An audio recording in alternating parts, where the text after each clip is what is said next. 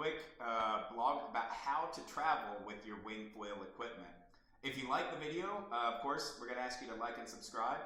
It also triggers a little bit of dopamine every time I see one of these little likes, so do that for my own psyche, give me some validation personally. Let's just dive right in. So if you own a Sprinter or a truck, you're probably not searching these terms. If you're like a lot of people, you're trying to pack this in the back of a regular vehicle. So hopefully by the end of this, you get some tips and tricks to help make this board a little bit more convenient. We're going to do the first half on traveling with your wing gear by car or auto, and then another one by air at the plane. And you know, if you're out there traveling by catamaran, honestly, we're all pretty jealous. So however you get to and from whatever island you're at, we really don't care, to be honest. So the first thing we're going to look at is how to pack your foil, because that's one of the most problematic things. Obviously, you can fully disassemble it, and if you do, we're going to kind of talk about that briefly. We like that, especially if you're in salt water. You know, rinse everything down and guard against corrosion. That's all well and good. If you're in fresh water a lot and you're going to knock it down, the fresh water was your rinse. What we find is that when people fully disassemble their gear after every session, your hardware is going to wear out quicker. I'm going to say even more quick if you use something like a big key handle that's frequently provided, because every time you go to assemble it, you go just a little bit tighter. So if you're going to do that and you're going to use something like this, definitely replace your hardware. If you're in salt water, you probably need to do that too.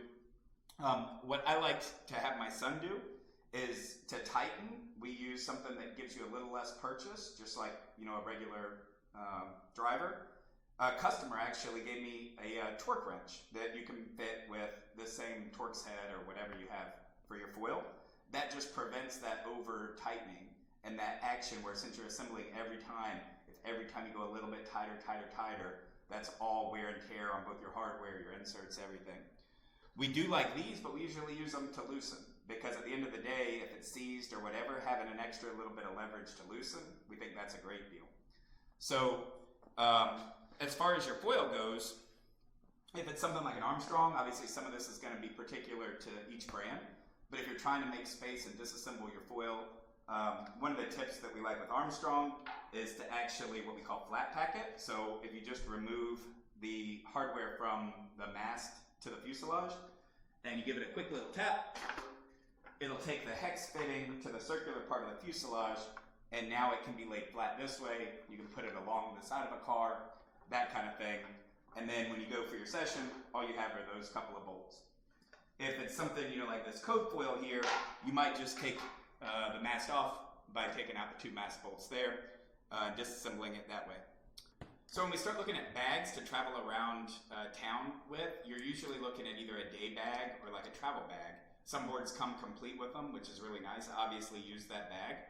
If it doesn't, a lightweight board bag is going to work to keep the sun and the heat off of your board, to prolong its life, limit damage, things like that. Also little incidental nicks to and from the beach with other gear in and out of your car, rubbing on things, it can scratch paint. All of that is going to reduce the resale of your board when you go to sell it used. The thing to note about bags, since you're clicking on the video, is you need to be really careful about the environment the board is in still. So if you have a painted board and you're putting it in a bag wet and it's hot, the humidity can sometimes cause the paint to bubble. And that's with just about any board manufacturer, okay? So make sure that for any extended length of time that board is dry when it's in your bag. Certainly going to and from your house is not a problem, but you know, at the end of the day, you might want to take it out, let everything dry out, and then put it back in your bag, back into the car for the next, to be ready for the next session. Any kind of extremes, heat and cold, are going to be somewhat damaging to the board, so you're always trying to limit UV and extremes in temperature. Traveling with bigger wing boards or bigger boards of any kind, like this downwinder or some of the directional mid-length kind of stuff, it can be daunting no matter what the vehicle. We just want to call your attention to the fact that the sup carriers can work to carry the same boards. This is a Yakima sup dog on my wife's truck, but you can put this base system and rack on any vehicle. The way these work is that the board goes on top of the rack. The strap just comes over in a snap. I don't know if I'm gonna be able to do it one-handed, but there's just a little feeder wheel in here. You pull this tight, and then you can lock it. You can go in and get a cup of coffee after your session or whatever. They make traveling with big boards around town really easy and convenient. When we start looking at traveling with your wings around town, one of the first things I look at is the dump valves. There's a couple of different kind of dump valves out there. If it's a manual dump valve like this, male, female, I like to leave these out instead of in, especially if the car's going to be hot or the vehicle's going to be hot. I find that just the heat causes the plastic to stretch a little bit, and over time that can lead to small leaks. In similar fashion, something like this F1, some of the kites or wings that have the spring valves, I like leaving the spring out, not compressed, just because I feel like over time, the more compression that spring has, the weaker it's going to get, the more it's going to fail. So I always leave my valves out. And then looking at the Armstrong on a manual dump valve, I also like to leave this out. Once your session is over and you're putting your wing gear away, one of the most common questions we get is what to do with the wing if it's wet. If you're in salt water, we recommend just going ahead and packing that wing away because salt water won't mildew. However, if you ride in fresh water, especially with a light colored wing like this white starboard, if you were to do that, you might notice some mold and mildew stains. So some of those people, we do recommend they can dry it. However, if you dry your wing out in the sun, that's just added UV exposure that's going to shorten the life of your wing. All of these fabrics have a coating on them. UV and water breaks that coating down. So anything you can do to avoid added UV exposure, added heat, those are all going to lengthen the life of your wing. When we start considering traveling by air, we're just going to go out and get some boxes. There's no real rhyme or reason to it, just big boxes. I do have a board box here that you probably don't have. I've used every other kind of manner of cardboard. First thing you want to do is open it up and make what we call slats. I'm not going to bore you with that, but with your large box, we're just going to make panels, right? So find a sharp X-Acto knife. We're going to make cuts. We want two of a larger flat piece, you'll see in a second. And we're going to want some of these just kind of like slats that you can cut from the side and then just fold over any kind of flat object just to make a bend in it. At this point, hopefully what you're left with looks something like this. You should have two big kind of flat panels, and again, this could just be from an Amazon box that you open up or TV box or whatever. We should have two kind of large cardboard panels and then two slats, just something like this. Next thing that we're going to do is actually take one of our slats.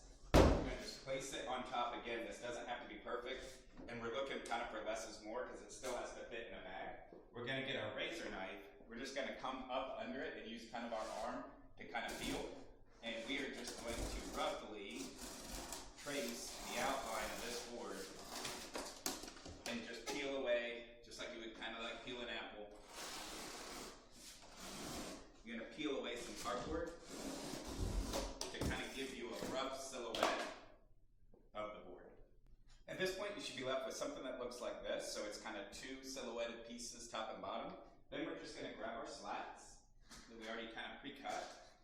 These are just going to go on the sides, kind of like this.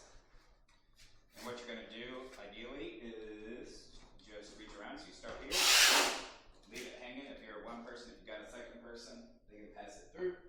You grab your other slat, put it on the rail, grab your tape gun,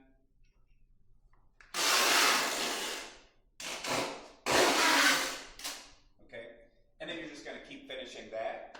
The nose and tail you can cut once you're done. I like kind of leaving it extra just to give me a little bit of extra buffer for when the airline company kind of like, you know, drops or throws it kind of there to there. That's your nose and your tail. Here to here. You can see this whole process really doesn't take long at all. We're talking, I mean, to do a board to travel with, start to finish, 10-15 minutes. So I added the two pieces of tape on the kind of nose and tail. What we're left with hopefully looks like this. Okay. This gives the baggage people the ability to kind of like drop your board, kind of chuck it into the luggage hold, whatever. But at this point, if you've kind of been diligent and haven't gone crazy, and your bag has a little bit of extra room, you should be able to just slide into your day bag, your same board, and you can stuff your wetsuit, whatever all your other tricks are in there for padding, but obviously maintaining the weight, and you're ready to travel by plane. So the last thing to consider when you're traveling by air with your foil gear is your wing and your actual foil. We're not going to cover the wings too much because it's pretty obvious. The only thing I'd say is if space and weight are really an issue, take your time to really pack down your wings. I frequently can get 2 wings per bag. There's no reason to really bring a ton of bags on your trip, your exterior bag. That's just gonna add weight and take up volume. And then finally, when we start looking at foils, you certainly can pack them in just about any bag. What I would tell you is I have been unable to travel with my foil as a carry-on. A lot of customers ask. I tried one time and TSA wouldn't allow it. I don't think I would show up holding your foil for air travel. I think I would go ahead and plan on packing it. And of course, as wings have gotten more high aspect, about your only option is gonna be a golf bag. I left out some coat foils here just so you can see the relative size compared to a golf bag. But ultimately, what you would do is with the covers, with pipe insulation or foam, somehow protect your wings. And about your only option would be something like this. Of course, you would have to dismantle this into its 3 parts, but that would work for air travel. And that's pretty much it. Enjoy your trip. Hopefully you got something out of the video, both in town or for more distant travel. If you like the video, remember to click that like and subscribe button. We really appreciate it. We have all of these products for sale, as well as tons of advice. If you feel like supporting us, Epic Board Sports in Cocoa Beach, please give us a call or click. Thanks.